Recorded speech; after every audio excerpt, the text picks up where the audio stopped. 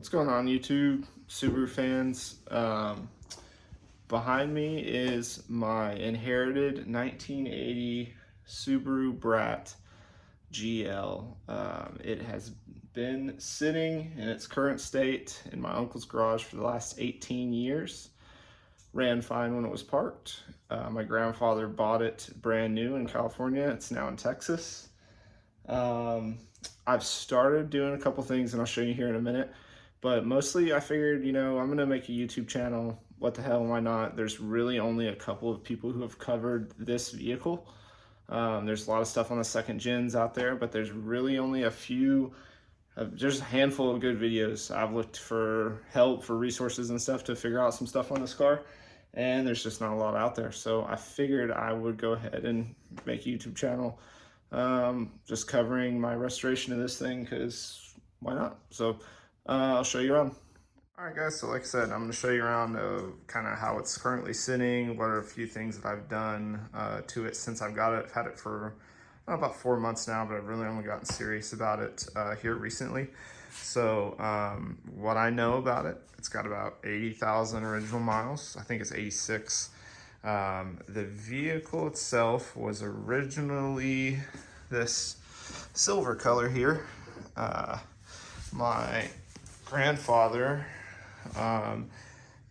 after he drove it for some years, ended up giving it to my cousin, and when he did that, he painted it white and painted the brat stripe pink. So taking some lacquer thinner to kind of get into that and bring that out for a minute. But when my uncle brought it to Texas, he decided he wasn't going to drive a white and pink vehicle from California to Texas, so he quickly rattle canned some black over that. So definitely don't blame him, but the rattle can is not held up even in the garage for 20 years. It's pretty rough. I did some sanding here to kind of see what I got to work with as far as how quick it's going to take me to sand the car. I will be sanding this whole thing down to the bare metal, and then I've got a couple ideas on what I'm going to do for the final exterior. Some of the work I've done to it so far, just thorough cleaning. When I originally got it, it did have the raised Brat camper cover across the back here. Didn't really like the look of that. Thought it was kind of gremlin-y looking, so decided to take that off. I did get the wheels and tires done. So the wheels were blasted and powder coated in this dark bronze color. Don't mind my dog over there. So those are certainly a better look for this car. I got some aggressive mud terrain tires on there. Just some Amazon tires. Very hard to find 13-inch DOT certified tires here, but I did.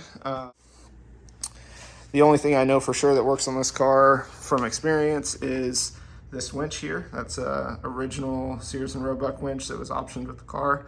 That thing still works like a charm. Helped me get this thing moved around quite a bit. Just today I mocked up these Rigid Industries lights in that little location there, which I think kind of works out pretty good. I might go ahead and stick with that once I actually get the whole front end put together and done. So yeah, that's the exterior, and we'll jump in the interior. All right, so interior, we do have the seats completely redone here. I took these down to a upholstery shop from some guys that I worked with, and we got these things taken down to the bare metal frame, all new cushion, all new material. Real nice job. I think they did really good, keeping true to the original look of the stock seats, and I'll throw up some before and after pictures somewhere on this video. So seats turned out great. Love that. That was a must because they were all chewed up, just 40-year-old seats, Then I went through and started tearing up carpet, looking for rust. These aren't bolted in yet. Went through, started just digging around everywhere, trying to make sure there was no crazy rat damage or crazy rust. Like I said, this car came from California. And then lived its last 18 years here in Texas. So it is really, honestly, rust free. I have not seen anything that's not service on this entire car, inside, outside, underneath. Really happy with that, because from what I've seen with the other Brats, that is pretty rare. So the next thing to do here is just to scrape all this stuff down to bare metal. I know for a fact that I'm going to do a Raptor liner for the interior and for the bed. I do have the rear seats. I don't have headrests, don't have seat belts. Don't even have hardware to mount the seats in yet, so we'll get there. I do have a roll bar coming probably in a week or two. That'll be cool. As far as the dashboard, all that stuff goes, it's this is how it's been. I got the couple cracks up there in the center, but just kind of giving it a quick wipe down. But everything seems to be in good shape. Yeah, that's pretty much it. Let's go under the hood. All right, so under the hood of this thing, I had to do a little bit of work in here so far. My grandfather was an engineer, and he had wired up an alarm for the old camper top that was back there, because the tailgate doesn't lock, and the alarm was routed to the doors as well. So I had to remove all that aftermarket stuff out of there that he put in. He had figured out how to make that winch variable speed, but some of those components had failed, so I had to pull all that wiring out of there. The engine is a crate engine from Japan, so it's probably got about 50,000 miles on it. I do have the original engine as well, and I'll probably look into rebuilding that at some point, but not anytime soon. Got the old original repair manual. That's come in handy a couple times with this car. But yeah, pretty clean. I don't think that this will be my end-all engine for this vehicle. This is Texas. It's hot. This car doesn't have air conditioner. Parts are getting really hard to find for these Gen 1s. And yeah, I just think I'll probably want something a little more power eventually, but definitely gonna get this running and get it on the road.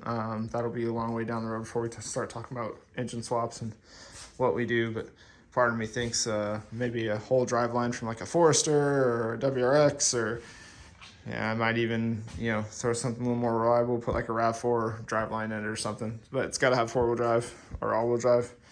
But for now, this is what we got. We got to get it going.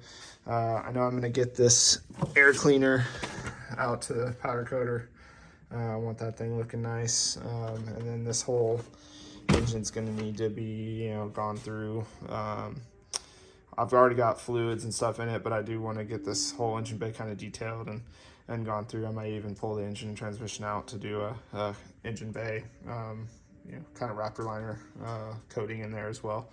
I just want to make sure this thing stays rust free forever. So that is the Brat so far.